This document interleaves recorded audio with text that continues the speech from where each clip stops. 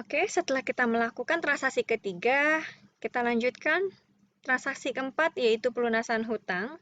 Karena dokumen ini adalah bukti kas keluar untuk membayar hutang kepada PT Elektro sebesar Rp6.750.000 menggunakan akun bank. Kita pilih modul purchase, kemudian pilih menu Pay Bill. Bisa juga melakukan transaksi di menu Purchase Register. Dicontohkan video ini adalah menggunakan menu Pay Bill. Pada Pay Bill, langkah pertama, kita tentukan akun yang digunakan, yaitu tadi bank, maka kita pilih Bank Mandiri, PT suppliernya adalah PT Elektro, dengan nomor cek yaitu PU04 pada tanggal 21 Januari 2020. Saldo hutangnya ada 2. Kita cari INV 04 terdapat di baris pertama ya. Maka kita ketikkan saldo hutang yang ingin dibayarkan pada kolom amount applied. Saldo yang dibayarkan tidak harus sama persis seperti dengan total hutangnya. Dicontohkan di soal ini sebesar Rp6.750.000. Kita ketikkan saja sebesar yang ada di dokumen, Rp6.750.000. Ya. Ini out of the balance-nya, kalau masih kurung, belum 0, maka belum balance, artinya kolom amount harus kita klik. Untuk amount ini, untuk mengisi saldo pada akun Bank Mandiri, kita klik tab, maka otomatis out of the balance-nya sudah 0. Ya, kita klik record. Maka transaksi keempat sudah selesai. Oke, kita lanjutkan transaksi kelima, yaitu pengembalian barang atau retur. Ya, yang harus diingat bahwa pengembalian retur ini pada aplikasi IBSS tidak menyediakan form khusus untuk proses retur. Untuk menginput retur, tetap ada di menu Enter Purchase, yang membedakannya hanya di kolom bill kita menginputkan dengan tanda min. Ya, dicontohkan, pada tanggal 18 Januari, si Vivan Balita mengembalikan barang dengan kode B03 sebanyak 1 atas transaksi pada tanggal 16 Januari. Nah, pada transaksi ini tidak disebutkan CV-nya siapa, PT-nya siapa, maka kita bisa analisa dulu pada tanggal 16 Januari dengan nomor transaksi PU02. Pada menu purchase, kita analisa melihat transaksi yang sudah pernah kita inputkan ada di menu transaction journal. Ya, kita pilih di tab purchase, kita sesuaikan tanggalnya, yaitu tanggal 1 bulan 1 2020, maka akan tampil segala transaksi yang sudah pernah kita inputkan di modul purchase. Pada tab purchase, kita cari tanggal 16 PU02. Ya. Tanggal 16 ini berarti PT-nya adalah CV BPA Jaya dengan terminnya 2/10 N/30. Nah, proses penginputan retur ada 2 tahap, yaitu pertama kita lakukan membuat faktur returnya, kemudian yang kedua proses untuk mengurangi saldo hutangnya. Ya, langkah pertama yaitu untuk membuat faktur returnya dengan cara di Enter Purchase. Ya, pilihnya bill. Suppliernya kita tentukan tadi CV BPA Jaya, terminnya disamakan dengan transaksi yang terjadi. Ya. Oke, nomornya PU05 pada tanggal 18 Januari ya. Ya, ingat ya, retur menggunakan tanda minus. Itu yang membedakan dari proses penerimaan barang. Item number-nya adalah B03 yang dibalikan. Harganya sama seperti yang kita terima, maka harga tidak ada perubahan. Setelah itu, ya, sebesar balance due-nya menggunakan tanda min atau kurung. Ya, 132.000. Maka kita klik record.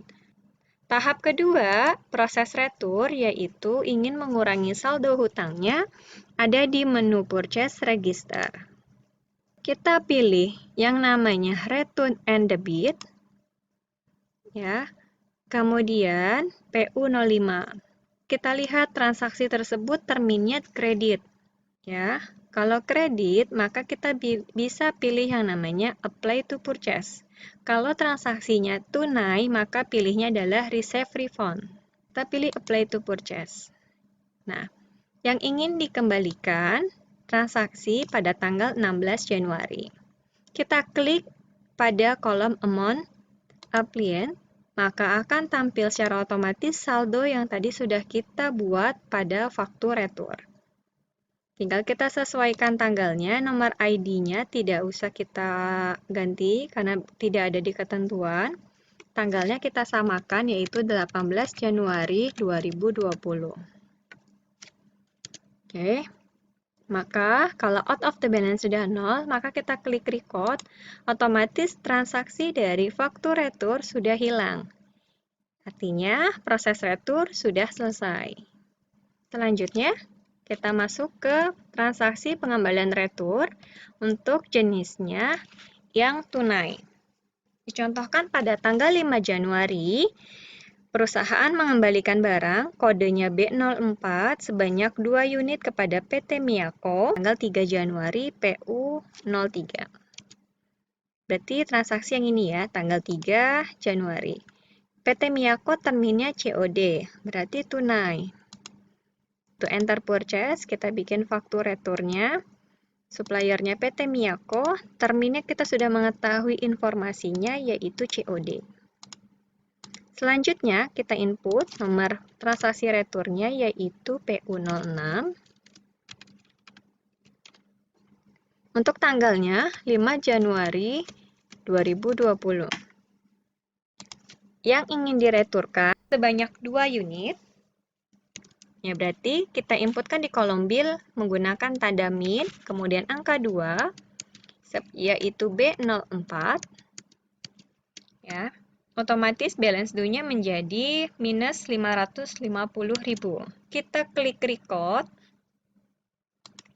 Tahap kedua, yaitu saldo hutangnya dengan cara menu purchase register ke tab return and debit. Transaksi fakturator P06. Ya, karena jenisnya adalah tunai, maka kita pilih yang receive refund. Tanggalnya baru kita sesuaikan yaitu 5 Januari 2020. Oke, totalnya 550, payment methodnya adalah cash. Ya, kalau sudah, maka kita klik record. Ya, sekarang kita lanjutkan, yaitu transaksi penjualan. Adapun untuk menginput transaksi penjualan pada aplikasi IBSS, kita inputkan pada modul sales.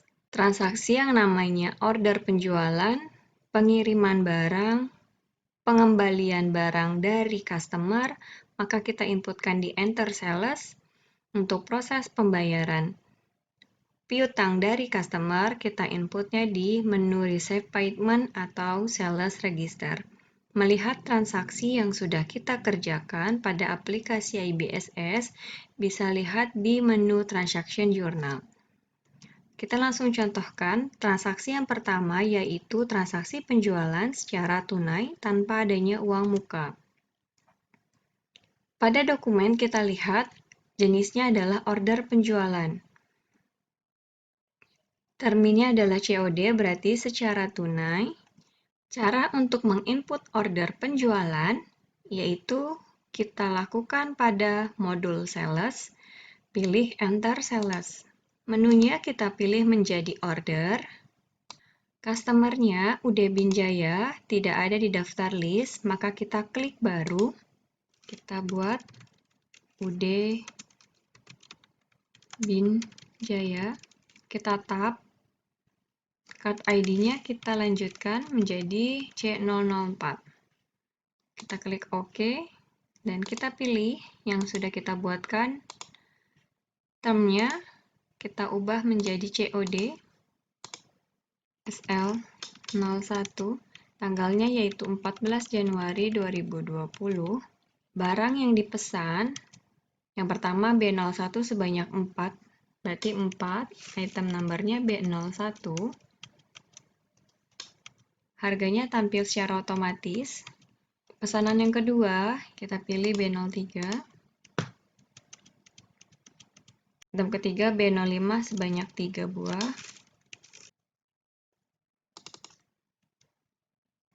Ya, pesanan yang terakhir yaitu B06 sebanyak 3.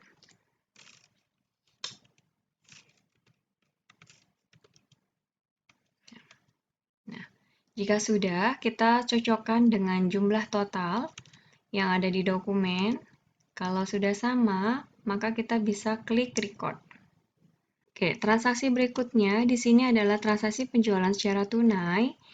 Ya, ini adalah dokumen lanjutan dari contoh transaksi dokumen yang pertama. Kita ingin mengubah status dari proses order penjualan menjadi penjualan yang sudah dibayar secara lunas. Langkahnya yaitu kita ke modul sales, kemudian pilih sales register. Kita merubah proses dari order menjadi invoice, maka pilih tab order, cari transaksi order yang ingin kita ubah, yaitu SL01, kemudian pilih change to invoice.